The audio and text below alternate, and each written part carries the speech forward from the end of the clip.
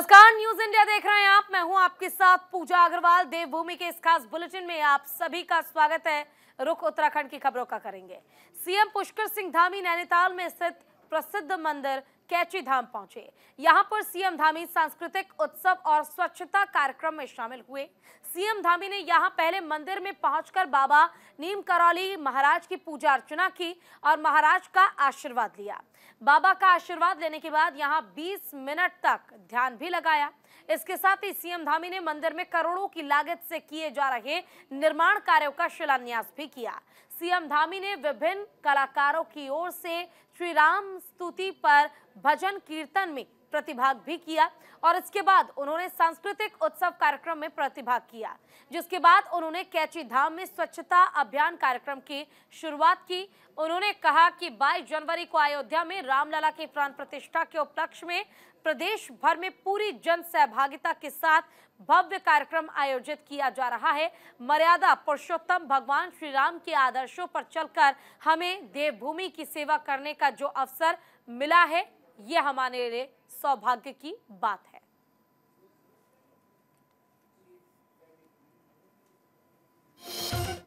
प्रधानमंत्री जी के आह्वान पर स्वच्छता का पखवाड़ा चलाया जा रहा है और पूरे प्रदेश के अंदर देवभूमि का विशेष महत्व है। जब ऐसा कालखंड आया है पूरे हर्ष का, उत्साह का, दीपोत्सव का, दीपावली का, तो हमने पूरे प्रदेश के अंदर उत्तरायणी के दिन से, शुभ दिन से, ये बाबा का नीम करौली बाबा का ये कैची धाम जो ये विश्व प्रसिद्ध स्थान है, एक तो यहाँ से ये अभियान शुरू किया है। तो वहीं देश भर में स्वच्छता अभियान की शुरुआत हो गई है। वहीं कैची धाम से मुख्यमंत्री पुष्कर सिंह धामी ने उत्तराखंड में सांस्कृतिक उत्सव का शुभारंभ किया। यह उत्सव अयोध्या में श्री राम प्राण प्रतिष्ठा समारोह के उपलक्ष्य में आयोजित किया जा रहा है, जो कि 14 से 22 जनवरी तक चलेगा।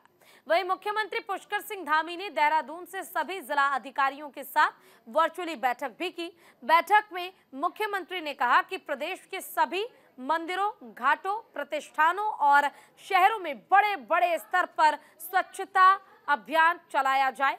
उन्होंने 22 जनवरी को सभी मुख्य मंदिरों और गुरुद्वारों में प्रसाद वितरण की व्यवस्था करने और प्रसाद में अधिक से अधिक मिलेट्स को शामिल करने के लिए कहा है। मुख्यमंत्री ने 22 जनवरी के दिन राज्य में शराब बिक्री बंद रखने के भी निर्देश दिए।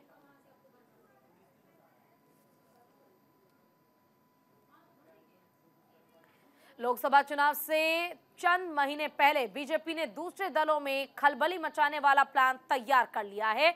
दूसरे दलों के अच्छी छवि वाले प्रभावशाली नेताओं को बीजेपी से जोड़ने की तैयार कर ली गई है। लिस्ट इसको लेकर तैयार है। वहीं महेंद्र भट्ट, जो कि बीजेपी के प्रदेश अध्यक्ष है, उनका एक बड़ा बयान सामने आया है। उन्होंने कहा है कि पार्टी अब इस बात पर ध्यान दे रही है कि उन लोगों को पार्टी की सदस्यता न दिलाई जाए जिनका क्रिमिनल बैकग्राउंड है, जिसके लिए बाकायदा एक कमेटी का भी गठन किया गया है, जो कि इस बात पर नजर बनाकर रखेगी। अध्यक्ष के इस बयान पर कांग्रेस की प्रदेश प्रवक्ता गरिमा ने निशाना साधा। सदन के अंदर 80% क्रिमिनल रिकॉर्ड रखने वाले सांसद आपकी पार्टी के हैं। इसके साथ ही प्रदेश की विधानसभाओं में भी 80% क्रिमिनल रिकॉर्ड रखने वाले विधायक आपकी पार्टी के हैं।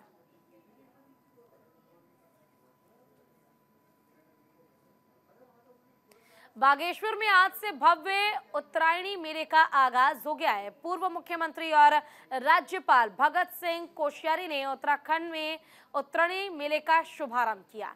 ऐतिहासिक व्यापारिक मेले का आगाज रंगारंग कार्यक्रम के साथ शुरू हुआ है, जिसको पूर्व मुख्यमंत्री और राज्यपाल ने हरी झंडी दिखाई। विभिन्न सांस्कृतिक दलों और कई विद्यालयों के विद्यार्थियों ने अनेक रंगारंग सांस्कृतिक कार्यक्रम प्रस्तुत किए। सिलकियारा टनल हादसे की शोभा यात्रा ने लोगों का ध्यान खींचा। इस दौरान सिलकियारा टनल हादसे की झांकी आकर्षण का केंद्र बनी रही, जिन्हें देखकर लोगों ने खूब लुत्फ उठाया।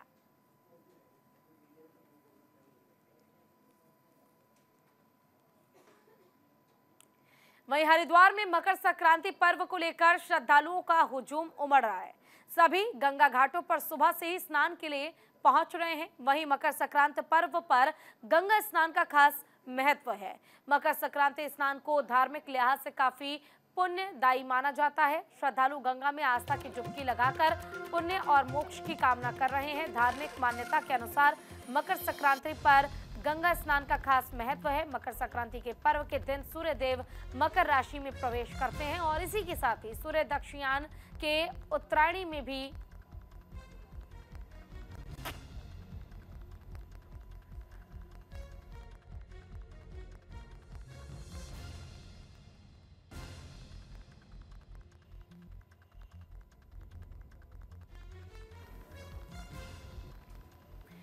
तो 7 जोन 17 सेक्टर में मेले का क्षेत्र बांटा गया है। सुरक्षा व्यवस्था पूरी तरह से चाक चौबंद है और यहां पर जगह जगह पर पुलिस बल को भी तैनात किया गया है ताकि सुरक्षा में किसी तरह की सेंधमारी ना हो, किसी तरह की कोई परेशानी ना हो।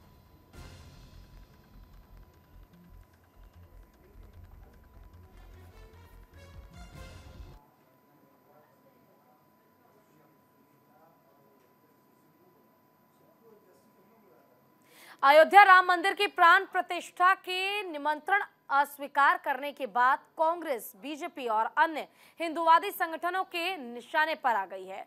पूर्व केंद्रीय मंत्री और हरिद्वार से सांसद रमेश पोखरियाल निशंक ने भी कांग्रेस पर निशाना साधा। उन्होंने कहा कि देश के लोग कांग्रेस को जवाब दे रहे हैं।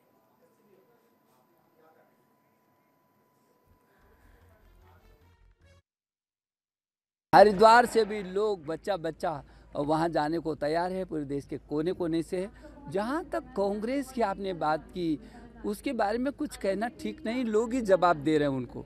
अरे राम तो सबके हैं, आपके भी तो राम हैं। ये पूरी दुनिया, इंडोनेशिया मुसलमानों का सबसे बड़ा देश है दुनिया का। वहाँ हर गांव में, हर शहर में रामलीला खेली जाती है। वो अपना आदर्श पुरुष यदि किसी को मानते हैं तो राम को मानते हैं, वो राम की संस्कृति में पलते हैं। तो ये कांग्रेस तो मेरी समझ में नहीं आता कि क्या हो गया इनको। हल्द्वानी में सड़क के चौड़ीकरण को लेकर अतिक्रमण हटाने की कार्रवाई जारी है। नैनीताल हाईकोर्ट ने अतिक्रमण पर सख्त रुख अपनाते हुए प्रशासन को जल्द से जल्द अतिक्रमण ध्वस्त करने के निर्देश दिए हैं। अतिक्रमण की कार्रवाई के विरोध में व्यापारियों ने प्रशासन के खिलाफ काला ढूंगी चौराहे के पास महिला अस्पताल के सामने धरना प्रदर्शन किया। व्यापारियों ने कहा कि प्रशासन अपनी हिटलर शाही दिखा रहा है और व्यापारियों ने कहा कि वो अतिक्रमण हटाने के विरोध में नहीं है, लेकिन अतिक्रमण हटाने से पहले व्यापारियों को दूसरी जगह शिफ्ट किया जाए। व्यापारियों ने कहा कि प्रशासन की जबरदस्ती बर्दाश्त नहीं की जाएगी।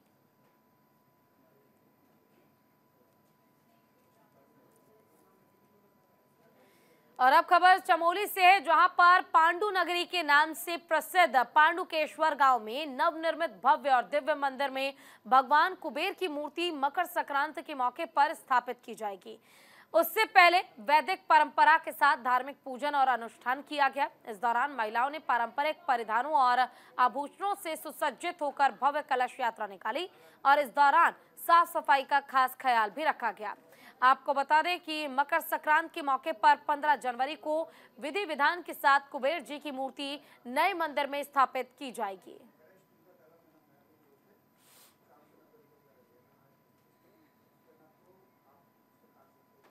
रुड़की आबकारी विभाग की टीम ने मंगलौर में बड़ी कार्रवाई की है। बता दें कि कच्ची शराब पर आबकारी विभाग की टीम लगातार ताबड़तोड़ छापेमारी कर रही है। मंगलौर कोतवाली क्षेत्र के लिब्बरहेड़ी गांव में तालाब के पास कच्ची शराब बनाने की भट्टी लगाई गई थी। मुखबिर की सूचना पर आबकारी की टीम ने रात भर शराब बनाने वाले व्यक्ति का इंतजार करने के बाद जब सुबह तक वो नहीं पहुंचा तो उसके बाद टीम ने शराब बनाने के उपकरण और लहन को नष्ट कर दिया और आगे की कार्रवाई शुरू कर दी है।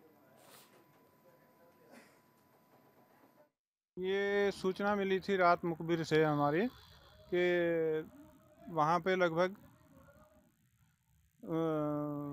भट्टी चल रही है एक जोड़ के तालाब के पास।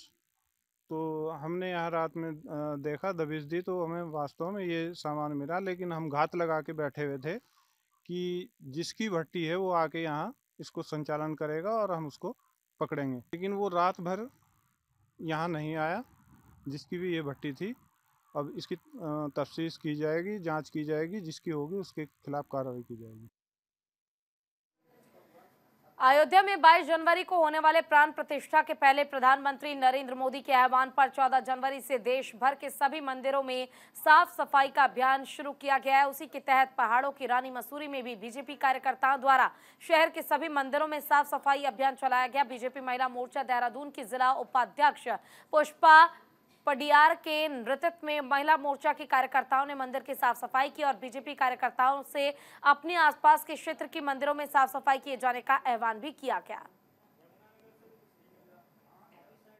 22 जनवरी को अयोध्या में प्राण प्रतिष्ठा राम मंदिर के उपलक्ष्य में प्रधानमंत्री नरेंद्र मोदी जी के आह्वान पर मसूरी मंडल में जितने भी यहाँ पर मंदिर होंगे सभी में स्वच्छता अभियान चलाया जाएगा और इसको खास तौर से मसूरी में पूरा एक उत्साह का माहौल बना हुआ है और पूरा मसूरी सजाने की तैयारियां हो रही है। स्वच्छता अभियान चल रहा है, सफाई चल रही है। सारे मंदिरों में जितने भी मसूरी मंडल के क्षेत्र के अंदर मंदिर आते हैं सभी की सफाई में हम लोग जुटे हैं।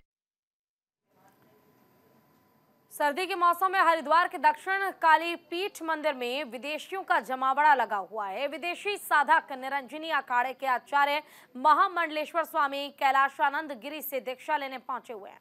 अमेरिका, रूस, जर्मनी, कनाडा जैसे देशों में 70 देशों में से 90 साधकों का दल हरिद्वार में यज्ञ अनुष्ठान में शामिल होकर हिंदू संस्कृति से जुड़ रहा है। स्वामी कैलाशानंद गिरी ने बताया कि विदेशी अनुयायी हिंदू पूजा पद्धति से प्रभावित होकर काली मंदिर पीठ से जुड़ रहे हैं। कैलाशानंद गिरी के अनुयायी हैं और हम लोग यहाँ मेडिटेशन सीख के आए हैं। यहाँ हमारी आज दीक्षा सेरेमनी 2 दिन पहले थी। आज हम यज्ञ करने आए थे। हम सनातन में बहुत रुचि रखते हैं और दुनिया भर से यहाँ लोग आए हैं। ऑस्ट्रेलिया, यूके, यूएस और ये सब वैदिक मेडिटेशन सीखते हैं और यहाँ पे गुरुजी से और सीखने आए हैं और आज यज्ञ था। ये हम लोगों के लिए बहुत ऑनर की बात है, बहुत इज़्ज़त की बात है कि हमें इसमें बैठना। प्रति वर्ष बहुत भारी संख्या में अमेरिका के आसपास के ऑस्ट्रेलिया, इजराइल ऐसे जो बड़े अनुयायी हैं, बड़े उच्च कोटि के लोग हैं, वहाँ बड़े अच्छे परिवार के लोग हैं वहाँ, वो सभी यहाँ आते हैं। आज लगभग 90 लोग आए। हमने 90 लोगों को यज्ञ कराया। इनको हमने सबसे पहले सुबह आध्यात्मिक दीक्षा दी, उसके बाद इनका भी यज्ञ हुआ। यज्ञ के बाद इनको हमने प्रसाद दिया। आज राम लला हमारे निर्विघ्न स्थापित हों, राम मंदिर निर्माण में कोई बाधा न आए। प्रधानमंत्री जी का जो 11 दिन का एक अनुष्ठान चल रहा है उसको लेकर के भी हमने यज्ञ किया। रुड़की में कुछ दिन पहले ठेला लगाने वाले युवक के कुछ युवकों ने स्टील की बाल्टी से पीट कर हत्या कर दी थी, जिसके बाद पुलिस ने इस मामले में एक आरोपी को गिरफ्तार किया था।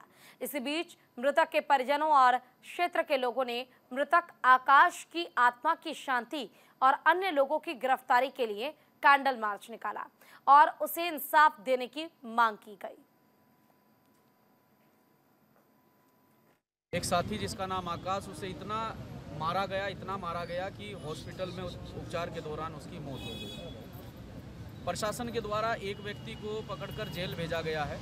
आज यहाँ हम शताब्दी द्वार पर भाई आकाश की आत्म शांति के लिए हम लोगों ने उन्हें श्रद्धांजलि देने के लिए कैंडल मार्च निकाला है। मैं परिवार के लोगों को यही कहना चाहता हूँ, समाज की ओर से आश्वासन देना चाहता हूँ कि पूरा समाज आपके साथ खड़ा है। समाज का प्रत्येक वर्ग आपके साथ खड़ा है और जब तक आकाश के हत्यारों को हम जेल ना भिजवा दें, जब तक उन लोगों को हम फांसी के फंदे पर ना लटकवा दें, तब तक हम चैन से बैठने वाले नहीं हैं। हम निकाला जा रहा कि हमारा बेटा आकाश था, उसकी शांति के लिए और इंसाफ के लिए इंसाफ चाहिए। साहब उसको मार दिया। वहाँ पर आईटी में दुकान करता था वो अंडे की, वो बेमतलब मारा गया वहाँ पर। अच्छा, किसी उसमें कोई वहाँ पर लगाता था बीच बिचाओ। इंसाफ चाहते हैं जी, या तो हमें औलाद ला के दे दे और ये इंसाफ हमें मिलना चाहिए। मारने के लिए तो 3 कई थे कि एक ही पकड़ा गया, उसमें से अभी तक एक पकड़ा गया। वहीं मसूरी में आस फाउंडेशन की ओर से आसपास के क्षेत्रों में बढ़ती ठंड को देखते हुए गरीब और असहाय लोगों को कंबल का वितरण किया गया। साथ ही निःशुल्क स्वास्थ्य परीक्षण का भी आयोजन किया गया। जिसमें डॉक्टरों ने वहां मौजूद लोगों का स्वास्थ्य परीक्षण कर निःशुल्क दवाइयों का वितरण किया है।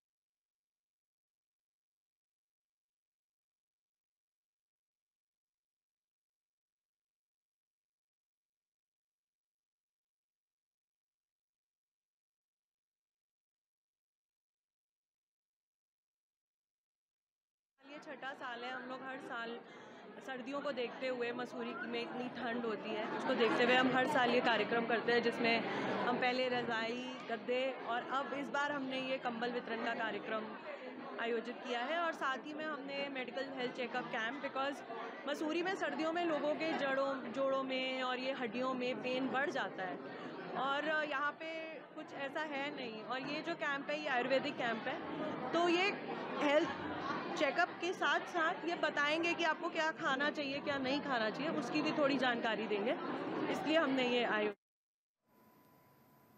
वहीं मसूरी प्रशासन की ओर से मसूरी माल रोड पर सड़क किनारे खड़े वाहन और सड़कों पर किए गए अतिक्रमण को हटाए जाने को लेकर कार्रवाई शुरू कर दी गई है। नायब तहसीलदार विनोद तिवारी के नेतृत्व में पुलिस और नगर पालिका प्रशासन की मदद से सड़क किनारे खड़े वाहनों पर कार्रवाई करते हुए कई वाहनों को जब्त किया गया। कई और मौके पर मसूरी अपर माल रोड दर्पण होटल के सामने अवैध रूप से संचालित हो रही पार्किंग को भी बंद कराया गया।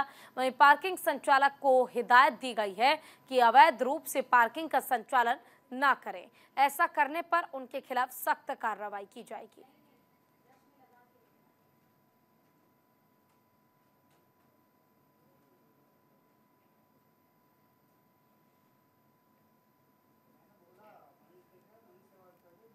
वहीं दिल्ली में मकर संक्रांति के अवसर पर प्रधानमंत्री नरेंद्र मोदी ने अपने आवास पर गायों को चारा खिलाया है और गायों को प्यार से दुलारा भी है। साथ ही पीएम मोदी ने देशवासियों को मकर संक्रांति की शुभकामनाएं भी दी हैं। देखिए तस्वीरें भी हम आपको दिखा रहे हैं। प्रधानमंत्री नरेंद्र मोदी ने न केवल गायों को चारा खिलाया बल्कि उन्हें प्यार से दुलारते और पुचकारते भी प्रधानमंत्री नरेंद्र मोदी नजर आए। और सुबह उन्होंने एक बयान भी दिया था कि मकर संक्रांति का पर्व है और ऐसे में न केवल देशवासियों को मैं शुभकामनाएं देता हूं बल्कि उन्होंने ये भी कहा कि हमारा देश किसानों पर ही निर्भर है और किसान हमारे देश में काफी ज्यादा हैं।